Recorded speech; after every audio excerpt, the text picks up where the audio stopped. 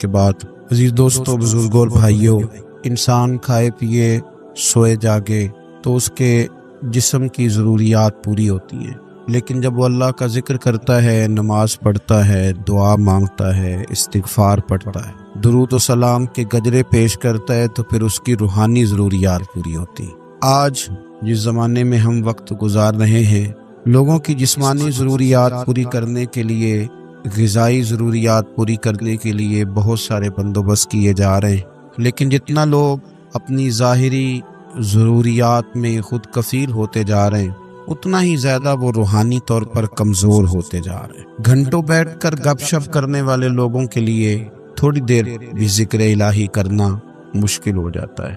لمبی چوڑی باتیں کرنے والے، لمبے چوڑے دلائل دینے والے لوگ اور سمجھدار لوگ اور سیانے لوگ عبادت کے معاملے میں سستی کرتے ہیں، عمل کے مسئلے میں کمزور ہو جاتے ہیں۔ تسبیحات کرنا، وظائف پڑھنا، درود و سلام پڑھنا، کم بولنا، سچی بات کرنا، صبر سے رہنا، شکر کو اپنانا، قناعت اختیار کرنا، حسد، بغض، عداوت سے بچنا، یہ لوگوں کے لیے مشکل ہو جاتا ہے۔ پھر اس کا نقصان یہ ہے کہ معاشرہ ایک عجیب سی بے سکونی اور بے قراری کا شکار ہے۔ جیب میں بہت زیادہ پیسے رکھنے والا، خوش شکل نظر آنے والا، پیٹ بھر کے روٹی کھانے والا شخص بھی ڈھونڈتا پھرتا ہے کہ آخر میں پریشان ہوں کیوں۔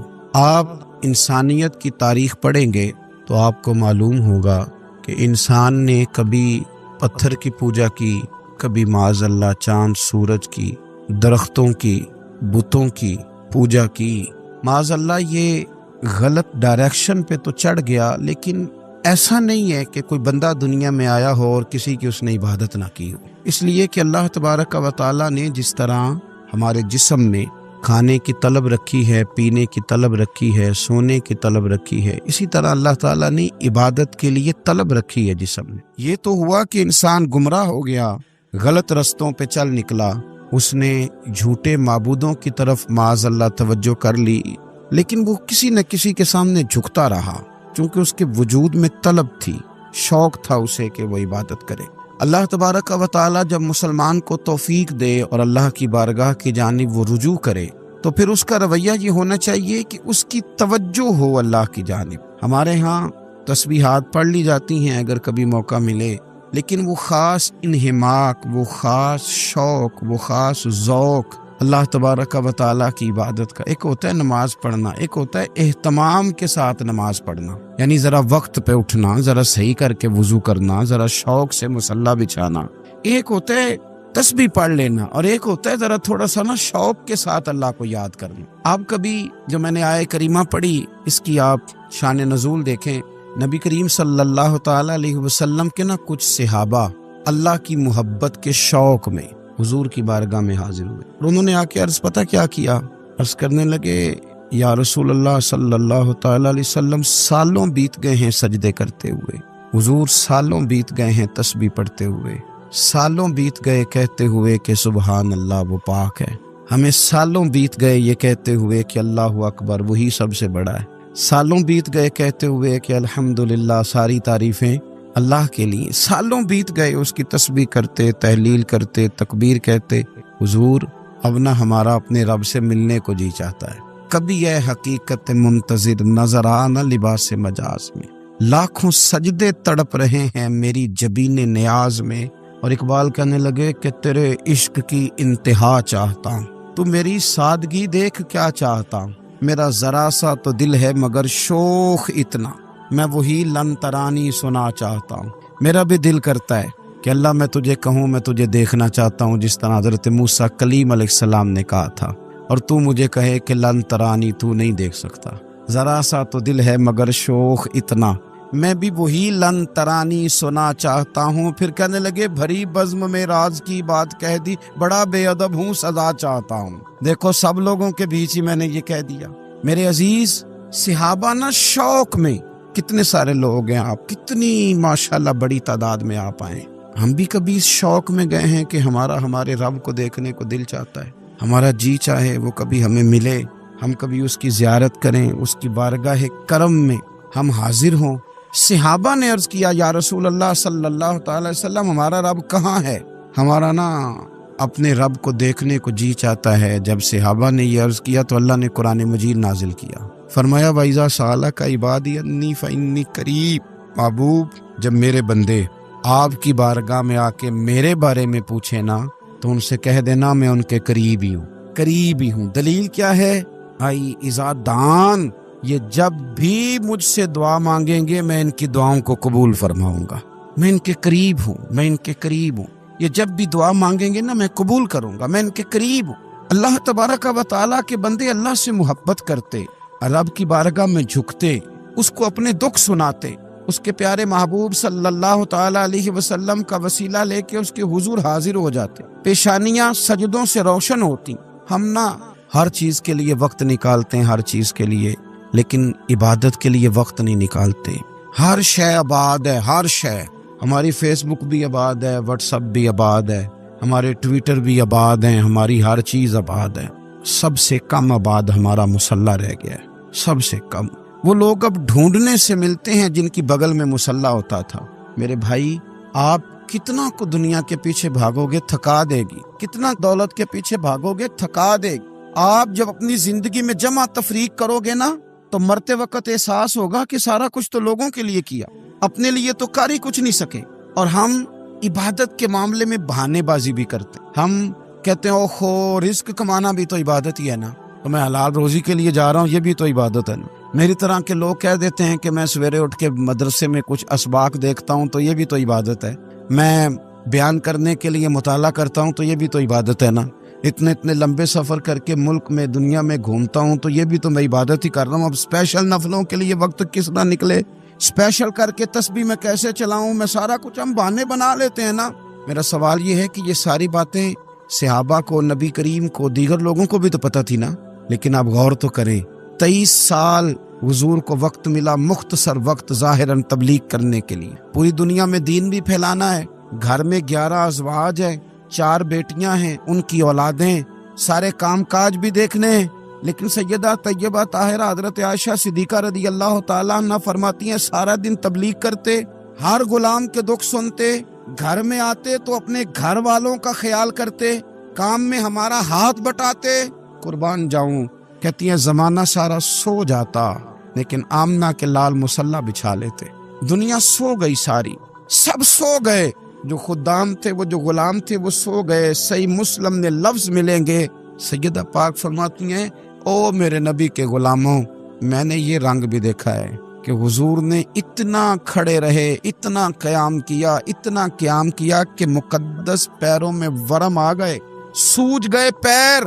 اتنے بڑے، دل پہ ہاتھ رکھ کے نہیں بتا سکتا کہ میرے کبھی نماز میں پیر سوج گئے ہوں، کوئی نہیں بتا سکتا۔ بچوں کی روٹی کماتے تھک گئے، بات الگ ہے، ہم سیر کرنے گئے تو تھک گئے، بات الگ ہے، لیکن عبادت میں یہ بھی تو مسلم شریف ہے نا، یہ بھی تو دین ہے نا، یہ بھی تو حضور کی سنت ہے، یہ بھی تو وہ چیز ہے جو کریم کی آنکھوں کی ٹھنڈک ہے۔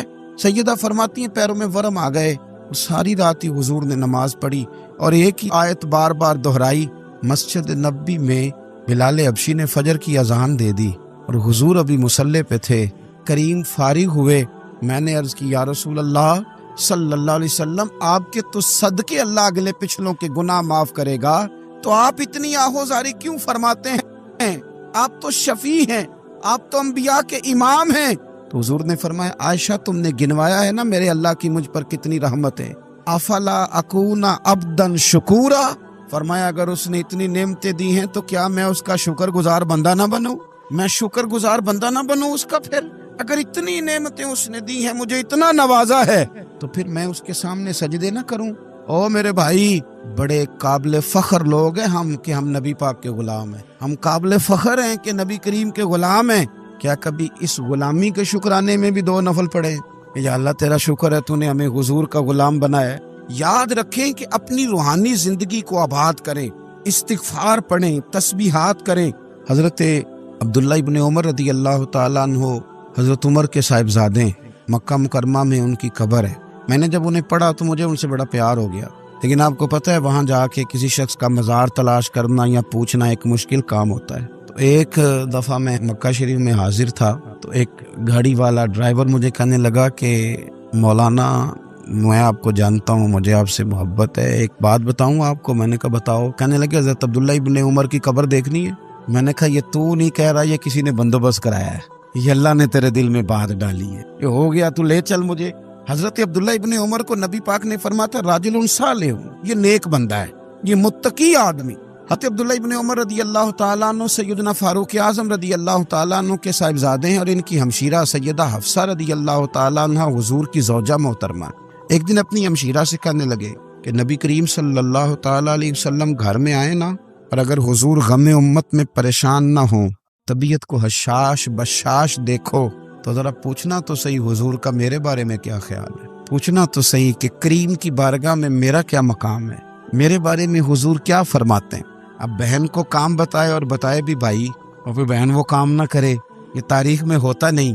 हज़रत उमर फारूक रदी अल्लाह ताला अन्हु की साहिबजादी उम्मुल मोमिनीन रदी अल्लाह ताला अन्हा फरमाती हैं कि मैं तो बस मुंतज़िर थी। उन्होंने तो कहा था ना कि अगर तुम हशाश बशाश देखो तो बात करना, लेकिन हुजूर तशरीफ़ लाए, मेरी बारी थी, मेरे घर तशरीफ़ लाए, खाना पेश किया तो फौरन मैंने अर्ज़ की हुजूर एक बात पूछनी थी। तो हुजूर ने फरमाया पूछिए।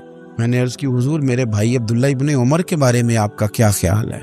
नौजवानों मेरी बात पे गौर करना, मेरे भाई के बारे में आपका क्या ख्याल है। तो नबी करीम सल्लल्लाहु ताला अलैहि वसल्लम ने मेरी तरफ देखा और फिर हुजूर ज़ेरे लब थोड़ा मुस्कुराए, और बरेली के इमाम कहते हैं कि हुजूर मुस्कुरा देते थे ना, तो जो बड़ा दुखी होता था वो भी हंस पड़ता था। अब सवाल पैदा होता था कि फिर तो उस मुस्कुराहट के लिए इंतजार करना पड़ता होगा कई कई महीने कि हुजूर मुस्कुराएं तो रोने वाले हंसें। तो आला हज़रत फरमाते नहीं, इंतजार नहीं करना पड़ता, ये मुस्कुराते रहना तो हुजूर की आदत है। जिसकी तस्कीन से रोते हुए हंस पड़े, उस तबस्सुम की आदत पे लाखों सलाम। यानी ये तो आदत है हुजूर की मुस्कुराते रहना, इसके लिए इंतजार नहीं करना पड़ता। भाइयों आप ख्याल रखेंगे, गौर करेंगे।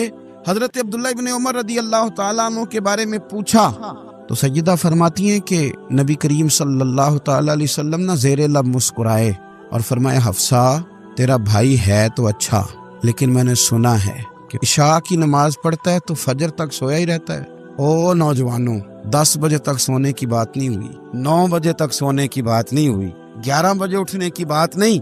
हुजूर फरमाने लगे मैंने सुना है कि इशा की नमाज पढ़ के सो जाता है और फजर तक सोया ही रहता है। उसे चाहिए कि तहज्जुद के वक्त उठा करे, अल्लाह की बारगाह में हाजिर हुआ करे, आहुजारी करे, सजदे करे, इबादत करे। उठता है और फजर में जाके उठता है। हजरत जनाब हफ्सा रदी अल्लाह ताला अन्हा कहती है मैंने जनाब अब्दुल्ला इब्न उमर को पैगाम दिया और मैंने कहा मेरे जवान भाई सुन, नबी पाक ने फरमाया है तो अच्छा, पर तहज्जुद में नहीं उठता, नफल नहीं पढ़ता। ओ मेरी मिल्लत के जवानों, मज़ा नहीं आ जाता जब सारी दुनिया सोई हो, सारी दुनिया, और बिस्तर भी गर्म हो और नींद भी पूरा गलबा कर रही हो, और अचानक घंटी बजे दिमाग में, आंख खुले, घड़ी पे नजर पड़े, 3:30-4 बजे का पैगाम घड़ी बताए, और कोई चढ़ती जवानी वाला उठ के वुजू करे, और जब वो मुसल्ला खोल के बिछाए तो मदीने वाले महबूब कहते हैं कि हर नमाज पे रब सवाब देता है, और जो उठ के तहज्जुद की नमाज पढ़े उसे देख के तो रब मुस्कुराता है। जो उसकी शान के लायक है, जो उसकी शान के लायक, वो मुस्कुराता है, खुश होता है कि मेरा बंदा तहज्जुद में उठ गया, वो मुस्कुराता है। काश हमारी सुबहें कभी अपने मालिक के नाम हो जाएं। काश के सुबह हजरत अबुल हसन रहमतुल्लाह ताला अलैह हजरत माज इब्ने जबल रदी अल्लाह ताला अन्हु के पास बैठा करते थे। फरमाते हैं उनसे जो प्यार बढ़ा तो फिर मेरा मुसल्ले से भी बढ़ गया। ताबीएं फरमाते हैं सहाबी रसूल से मोहब्बत हुई तो जिक्र से भी हो गई, फिर दुरूद शरीफ से भी हो गई। मोहब्बत उनसे बढ़ी तो फिर अल्लाह ने मस्जिद का प्यार भी बढ़ा दिया। आप फरमाते हैं कि मेरी हर वक्त तबीयत चाहती थी कि बस अल्लाह अल्लाह करूं, बस अल्लाह अल्लाह करूं, बस ना मैं जरा थोड़ी जान छुड़ाऊं लोगों से, को 10 मिनट मिले तो मैं कुछ 4 नफल पढ़ लूं, मैं थोड़ा सा ना बचूं लोगों से, और मुझे तस्बीह मिले तो मैं ना कुछ 400-500 दफा इस्तिगफार पढ़ूं, सुभान अल्लाह, अल्हम्दुलिल्लाह, अल्लाहु अकबर, ला हौला वला कुव्वता इल्ला बिल्लाह, मैं ना तस्बीहात पढ़ूं। फरमाते हैं कि बच्चे थे घर में 6-7, गुर्बत थी, काम मिलता कोई नहीं था, और मैं काम चोर नहीं था, काम ढूंढता था, पर अल्लाह की कुदरत के काम नहीं मिलता था। फरमाते हैं कि मैंने एक दिन अपनी अहलिया से कहा कि आज मैं फिर जाता हूँ काम ढूंढने, तो मेरी बीवी बड़ी फर्मा बरदार थी, पर उस दिन ना गुर्बत के हाथों तंग आके कहने लगी आज नाना कोई तू चीज लेके आया। तो मुझसे बच्चों की भूख नहीं देखी जाती। ये सब रोगां दा रोग मुहम्मद जिसदा नाम गरीबी, कंड बुला के लंघ जांदे नी दोस्त यार करीबी।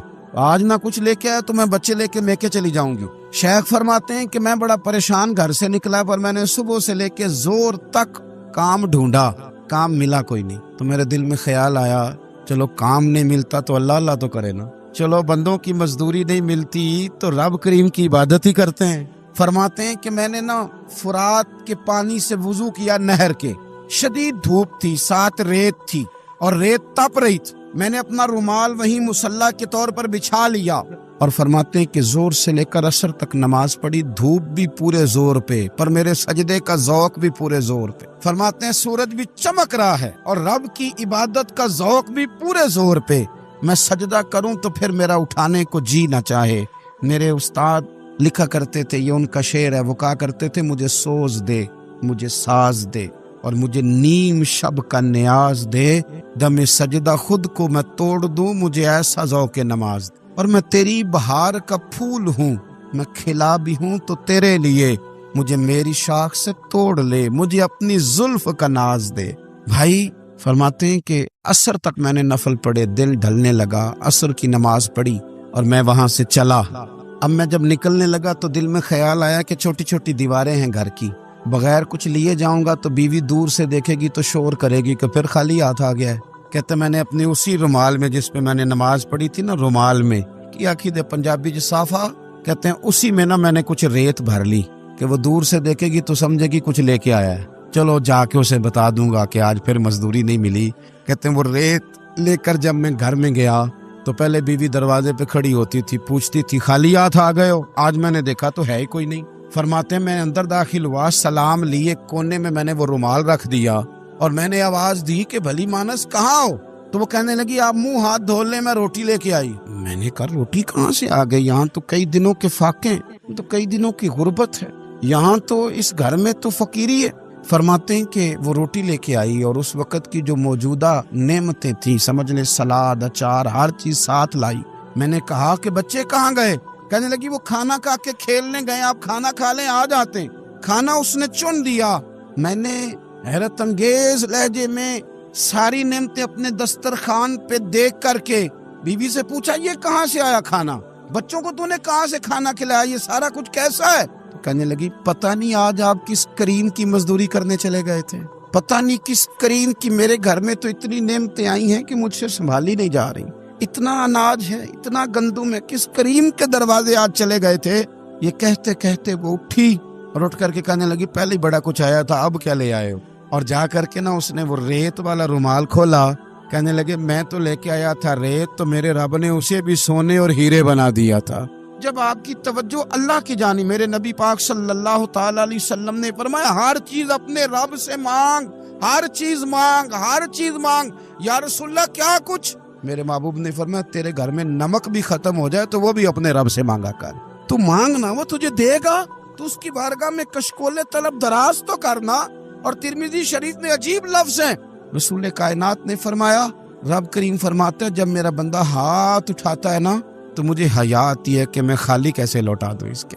इतने बड़े बादशाह की बारगाह में ओ भाई, लोगों से इज्जतें तलाश करते हो तो वो क्या तुम्हें इज्जत देंगे? वो तो कल अच्छा कहते हैं, परसों बुरा कहने लग जाते हैं। लोगों के सामने गुड बुक में आना चाहोगे तो वो तो सवेरे तुम्हारे बारे में कुछ कहेंगे, शाम कुछ और कहेंगे। अपनी रूहानी जिंदगी आबाद करें, अपने मुसल्ले को वक्त दें और दुनिया से छुप कर, इस मोबाइल को बंद करके और अपने आप से भी छुप के और तन्हा होके छुपा के सारा कुछ अपने आंसू अपने रब की बारगाह में पेश करें, उसके हुजूर हाजिरी दें। सुनो ना तिरमिज़ी की हदीस और इसे याद रखना, नबी पाक अलैहिस्सलाम ने फरमाया अपने दुख लोगों के सामने ना बयान करना, सेठों नवाबों को ना बताते फिरना, दुनियादारों के सामने जाके ना रोना कि मैं तकलीफ में हूँ। फरमाया अगर दुनियादारों को दुख बताओगे रब तुम्हें कभी गनी नहीं करेगा। और लोग हैं कि उल्टा मजाक उड़ाएंगे। आपकी जिससे बड़ी पक्की यारी है ना, पक्की, वो तब तक पक्की है जब तक आपने 50,000 मांगा नहीं। और जिस वक्त आपने कह दिया कि मैं मजबूर हूँ मेरी मदद कर, तो फिर खत्म हो गई दोस्ती। लोगों की ताल्लुकात आपके साथ तब तक हैं जब तक आप उनसे कोई जरूरत वाबस्ता नहीं करते। करीम आबू फरमाने लगे बंदों के सामने दुख ना बयान करना, अल्लाह तुझे कभी गनी नहीं करेगा। तो अपने दुख अपने रब को बता, तू दुआएं मांग, تو اس کی بارگاہ میں حاضر ہو تو اس کے حضور عرض کر، فرمایا اپنے دکھ اپنے رب کو بتا، وہ جلدی کرے یا دیر سے کرے تجھے ساری دنیا سے بے نیاز کر دے گا، تجھے کسی کا محتاج نہیں رہنے دے گا۔ اپنے مسلح کو، اپنی دعاؤں، ایک بزرگ فرماتے ہیں میں نے دعا مانگنے کا طریقہ اپنی بیوی سے سیکھا۔ دعا مانگنے کا طریقہ اپنی، سیکھنے والے تو اپنے بچوں سے بھی سیکھ لیتے ہیں، سیکھنے والے تو ہر ایک سے سیکھتے ہیں۔ وہ کہتے ہیں میں نے دعا مانگنے کا سلیقہ اپنی بیوی سے سیکھا ہے۔ حضرت وہ کس طرح؟ فرمانے لگے میری بیوی نے نا مجھے کوئی کام بتایا، کچھ پیسوں کی ضرورت کے لیے کہا، تو میں نے اسے کہا کہ بھئی ابھی میرے پاس نہیں ہے، کچھ دنوں میں آتے ہیں تو میں دے دوں گا۔ عورتوں کی عادت ہوتی ہے، وہ بار بار یاد کراتی ہیں۔ 2-4 دنوں کے بعد پھر اس نے کہا حضرت وہ میں نے کہا تھا کچھ پیسے، میں نے اسے کہا کہ ابھی میرے پاس نہیں ہے، کچھ دنوں میں ملتے ہیں تو میں تمہیں دے دوں گا۔ اس نے کچھ دنوں کے بعد پھر کہا حضور وہ میں نے کچھ پیسے کہے تھے۔ فرماتے میں نے ڈانٹ دیا، میں نے کہا کہ کیا تو روز مجھے شرمندہ کرتی ہے، کہا نا میرے پاس نہیں ہے، ہوں گے تو دے دوں گا، تو روز یاد کراتی ہے۔ فرماتے اس نے پہلے تو میری ڈانٹ کو سہا، پھر میرے سخت جملوں نے اس کی آنکھوں میں آنسو پیدا کر دی، پھر اس نے اپنے آنچل میں اپنے اس دکھ کو سمیٹا، اور پھر اس نے ایک جملہ کہا تو میں رو پڑا، اور مجھے اپنے رب سے مانگنے کا طریقہ آ گیا۔ مجھے کہنے لگی حضرت جی آپ نے ڈانٹ دیا، میں نے سہ لیا، پر آپ ہی میرے شوہر ہیں، بتائیں نا آپ سے نہ کہوں تو میں کس سے جا کے کہوں۔ فرماتے ہیں میں رو پڑا، اور میں کھل کے رویا، اور میں تڑپ کے رویا، اور پھر میری سسکیاں بند گئیں۔ تو مجھے کہنے لگی آپ کو کیا ہوا؟ میں نے کہا مجھے بھی دعا مانگنی آ گئی ہے، جب میں اسے کہوں گا نا اللہ تو ہی میرا رب ہے، میں تجھ سے نہ کہوں تو میں کس سے جا کے کہوں؟ میں کیوں کسی بندے سے سوال کروں؟ میں کیوں کسی دنیا دار سے کہوں؟ میں تیرے بندوں کا، نیک بندوں کا وسیلہ لے کے، تیرے محبوب کی غلامی لے کے تیری بارگاہ میں آیا، تجھ سے نہ مانگوں تو کس سے مانگوں؟ سمجھ آ گئی ہے جب میں اس رنگ میں مانگوں گا تو پھر رب میرے اوپر بڑا ہی فضل فرمائے گا، وہ میرے اوپر بڑی رحمت کرے گا، وہ میرے لیے آسانیاں کرے۔ عزیز دوستو ہم اس طرح کرنے لگ گئے ہیں کہ ہم نے نا اپنے تعلقات پر اعتماد کرنا شروع کر دیا ہے۔ میرے تعلقات بہت ہیں، ہم نے اپنی دولت پر اعتماد کرنا شروع کر دیا ہے، میرے پاس دولت بہت ہے، ہم نے اپنے علم پر، اپنی شہرت پر اعتماد کرنا شروع کر دیا ہے کہ میرے پاس فلاں چیز بہت ہے۔ یاد رکھنا جب بے نیاز اپنی صفت بے نیازی دکھاتا ہے تو بڑی بڑی دولتوں والے مجبور نظر آتے ہیں۔ بھائیو جب انسان کا رشتہ اپنے مالک کے ساتھ ہوتا ہے پھر تو غم بھی کچھ نہیں کہتے، پریشانیاں بھی کچھ نہیں کہتی، پھر تو زندگی صبر والی، پھر تو زندگی توکل والی، پھر تو زندگی بھروسے والی، پھر انسان اپنے آپ کو رسوا نہیں کرتا، دنیا داروں سے امیدیں اس کی ختم ہو جاتی، امیدیں اللہ رسول سے لگا لیتا ہے، مضبوط ہو جاتا ہے، مضبوط، طاقتور ہو جاتا ہے، خوددار ہو جاتا ہے، باوقار باعزت ہو جاتا ہے۔ حضرت بہلول دانا رحمت اللہ علیہ بیٹھے تھے تو ہارون رشید حج کر کے آ رہا تھا، تو رستے میں حضرت شیخ سے ملاقات ہو گئی، تو السلام علیکم کے بعد کہنے لگا حضور کوئی حکم ہو تو بتائیے گا۔ تو حضرت بہلول دانا فرمانے لگے تیرا رب کون ہے؟ اس نے کہا اللہ۔ تو فرمایا میرا کون ہے؟ کہا اللہ۔ فرمانے لگے تو بڑا ہی بیوقوف ہے، کیا تو یہ سمجھتا ہے کہ رب ہارون رشید کو تو دے گا اور بہلول دانا کو بھول جائے گا؟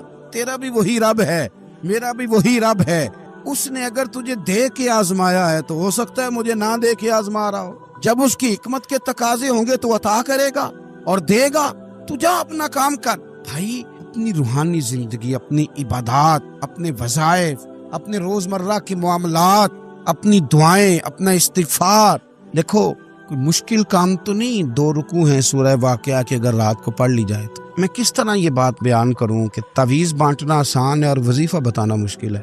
سارا دن تعویذ بانٹیں تو لوگ لینے کو تیار ہیں، اور اگر آپ وظیفہ بتائیں تو کہتے ہیں تو مشکل کام ہے۔ او خدا کے بندے، اگر آپ کا تعلق قرآن پاک کے ساتھ مضبوط ہو، قرآن پاک کے ساتھ اگر آپ کا رشتہ ہو، لوگ سفارشیں ڈھونڈتے ہیں نا دنیا میں، کوئی تعلق مل جائے تو میرا کام ہو جائے، دنیا میں اتنا مشکل معاملہ ہے، آخرت میں مجھے بتائیے گا کتنا مشکل معاملہ ہوگا۔ میرے نبی پاک صلی اللہ تعالی علیہ وسلم نے فرمایا جو لوگ سورہ ملک پڑھا کرتے تھے نا، سورہ ملک، یہ سورت ملک قیامت میں ان کی سفارش کرے گی، اور اس طرح کرے گی کہ کہے گی اے اللہ یہاں اس بندے کو جنت میں داخل کر دے یا مجھے قرآن پاک سے علیحدہ کر، تو رب فرمائے گا جا اس کا دامن تھام کے اسے جنت تک پہنچایا۔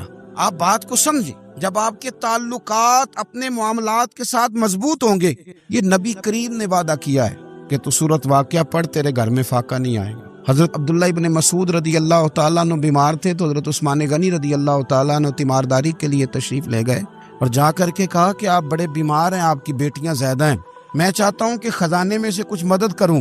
تو سیدنا عبداللہ ابن مسعود رضی اللہ تعالیٰ عنہ اٹھ کے بیٹھ گئے اور کہنے لگے امیر المومنین، اللہ آپ کو میری طرف سے، میری بیٹیوں کی طرف سے بہتر صلہ دے، میری بیٹیوں کو کسی خزانے کی ضرورت نہیں، میں نے انہیں خزانہ دے دیا ہے۔ کہا جناب آپ نے کون سا خزانہ دیا ہے، میں آپ کے مالی معاملات کو جانتا ہوں۔ تو فرمانے لگی امیر المومنین، میرے نبی کریم نے فرمایا ہے جو سورت واقعہ پڑھے اسے کبھی فاقہ نہیں آتا، میں نے بیٹیوں کو یاد کرا دی ہے، یہ خزانہ میں نے انہیں دے دیا ہے۔ وہ سارے والدین سنیں جو بیٹیوں کے لیے پریشان رہتے ہیں۔ حضرت عبداللہ ابن مسعود نصیحت کر رہے ہیں، فرمانے لگے میں نے سورت واقعہ یاد بھی کرا دی ہے، پڑھنے کی عادت بھی ڈال دی ہے۔ حضور نے فرمایا ہے جو سورت واقعہ پڑھے اسے فاقہ نہیں آتا۔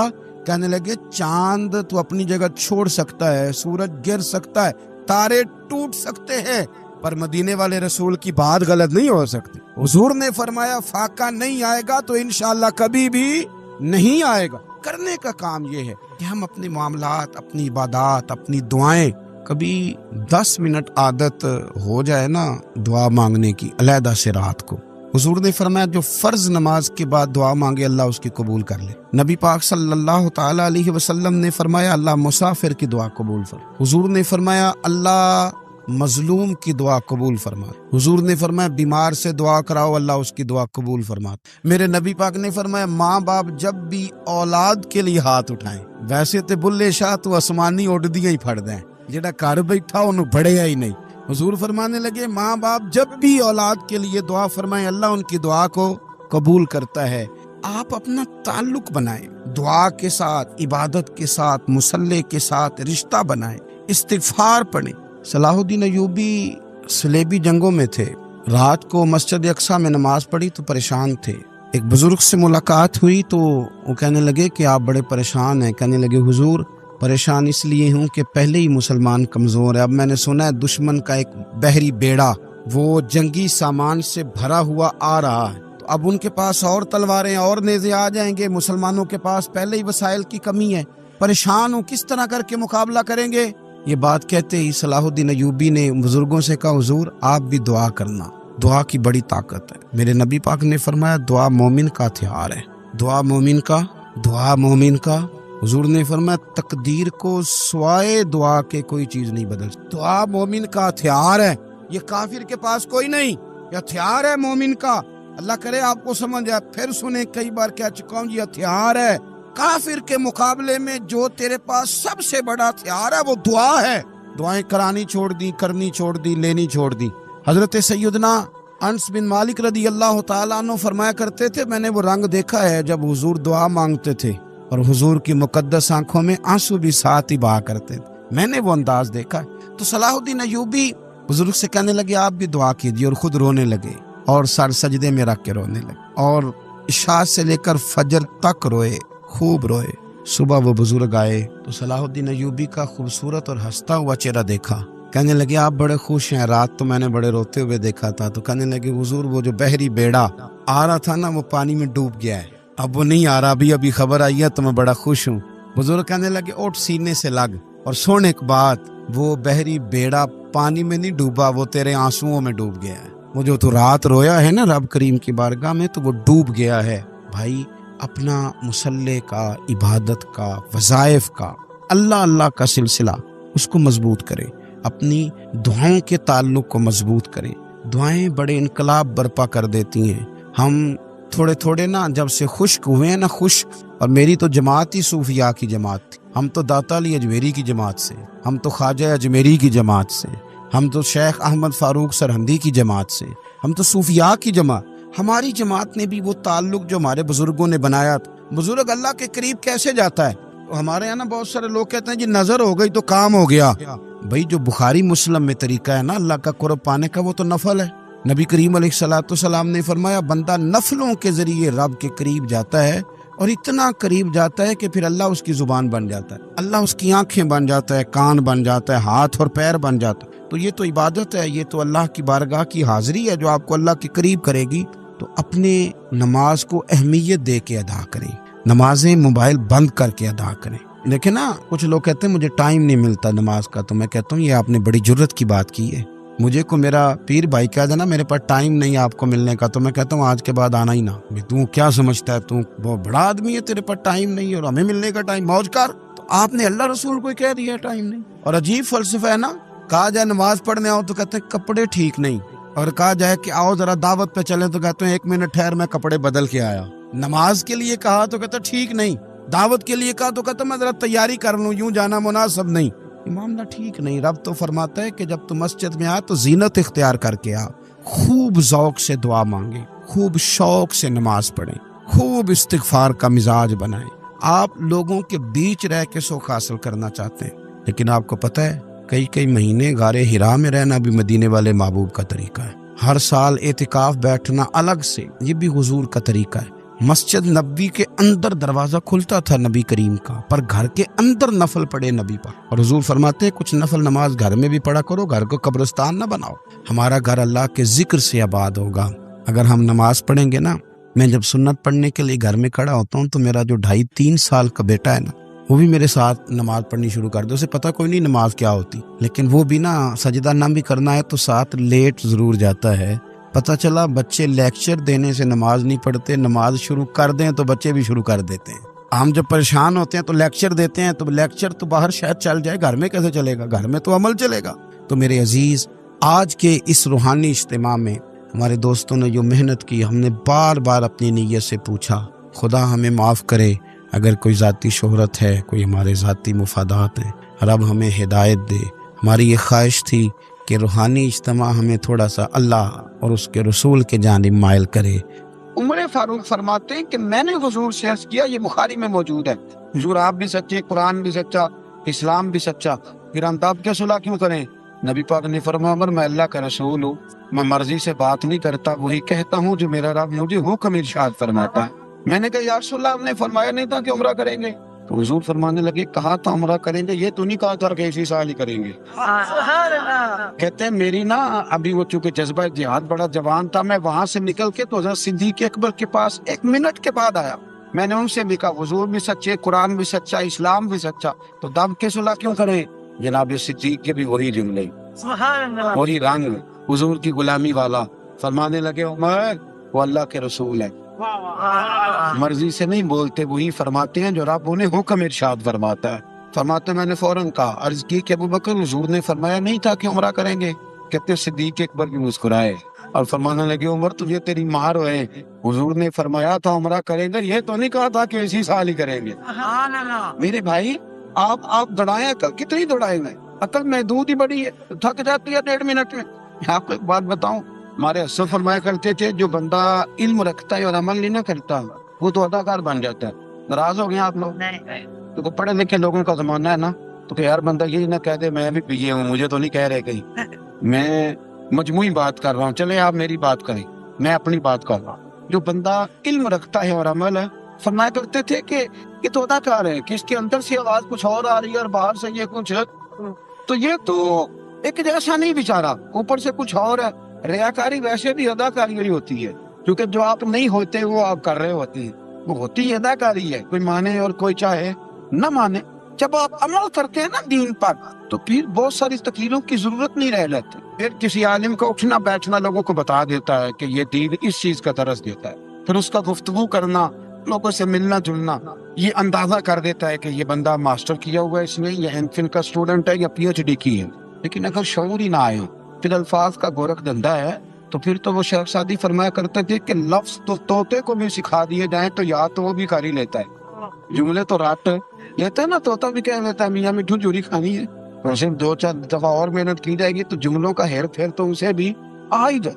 دین عمل کرنے آیا، ذات رسالت کے معاملے میں کبھی بھی بحث نہ کرے کسی چیز۔ ہمیں بڑا مزہ آتا ہے آ کے پوچھتے ہیں جی وہ فلانا بندہ کہہ رہا تھا کہ نبی پاک صلی اللہ علیہ وسلم کو علم غیب نہیں، تو میں نے کہا اس بندے سے تو بعد میں بات کریں گے، پہلے تو بیٹھنا، تو نے سن کیسے لی یہ بات؟ ادھر آنا، تیرے ابا جی کو کہہ دے ان پڑھا تو سنتا نہیں، اور تیرے سامنے کو رسول پاک کو کہہ کے چلا گیا، اور تو آ گیا دلیل پوچھ لے۔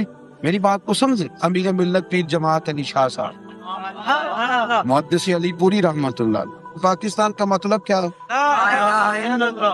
تسی یہ گل ایسا تسی طریقے پاکستان، اس کا مطلب ہے یہ نعرہ اتنا پکا ہے کہ بچے بچے کی زبان پہ آج بھی تو آپ کی کون سی سیاسی جماعت کے نعرہ لگاتی ہے؟ تحریک لبیک پاکستان. وہ میری بات تو سمجھیں آپ. یہ کوئی کہتا ہے جمہوریت کے لیے بنا تھا، کوئی کہتا ہے سوشلزم کے لیے بنا تھا، کوئی کہتا ہے حقوق کے تعین کے لیے بنا تھا، جمہوریت کے لیے بنا تھا. تو انڈیا کی جمہوریت تو آج بھی آپ سے اچھی ہے، آج تک ڈکٹیٹر کی حکومت نہیں ہے.